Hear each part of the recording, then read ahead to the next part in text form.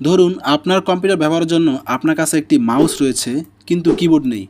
এখন যদি আপনি কিবোর্ড ছাড়াই কিবোর্ডের কাজগুলো করতে চান তাহলে কিন্তু সেটা করতে পারবেন। সো এটা করার জন্য একটু সেটিং করে নিতে হবে। প্রথমে এটার জন্য চলে যেতে হবে এই কোণায় এবং এখান থেকে উইন্ডোজে ক্লিক করে দিতে হবে। তারপর এখান থেকে চলে যেতে হবে সেটিংসে। তারপর এইখানে একটা অপশন রয়েছে ইজ অফ অ্যাক্সেস, এটাতে ক্লিক করে দিতে হবে। ক্লিক করার পর এখানে যে অপশনগুলো রয়েছে এখান থেকে নিচের দিকে চলে আসতে হবে এবং এখানে একটা অপশন রয়েছে কিবোর্ড, এটাতে ক্লিক করে দিতে হবে।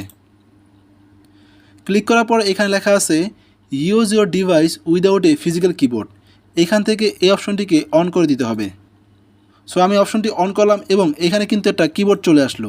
আপনি কিন্তু চাইলে এই কিবোর্ডটাকে এই কোণা থেকে আপনার ইচ্ছা মতো সাইজে কিবোর্ডটাকে ছোট অথবা বড় করে নিতে পারেন। সো যাই হোক, আমি যে কোনো একটা সাইজে আমার কিবোর্ডটাকে রিসাইজ করে নিলাম।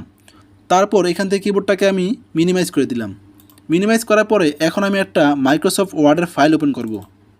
সো এখন আমি একটা মাইক্রোসফটের ফাইল ওপেন করেছি এবং এখানে আমি ওই কিবোর্ডের মাধ্যমে লিখব যেই কিবোর্ডটা আমি এখানে মিনিমাইজ করে রেখেছিলাম। সো কিবোর্ডটা আমি এখন স্ক্রিনে নিয়ে আসলাম। এখন কিন্তু আমি এই কিবোর্ডটা লিখতে পারবো। সো এইখানে যদি আমি লেখার ট্রাই করি তাহলে দেখব আমি কিন্তু এই কিবোর্ড দিয়ে লিখতে পারতেছি। সো এখন যদি এই ক্লোজে ক্লিক করে দেই তাহলে কিন্তু লেখাগুলো কেটে যাবে। যদি আমি এন্টারে ক্লিক করি তাহলে কিন্তু পরের লাইনে চলে আসবে। এইভাবে কিন্তু এইখানে যেই বাটনগুলো দেওয়া আছে বা কীগুলো দেওয়া আছে সেগুলো দিয়ে কিন্তু আমরা কিবোর্ডের মতো করেই কাজ করতে পারবো।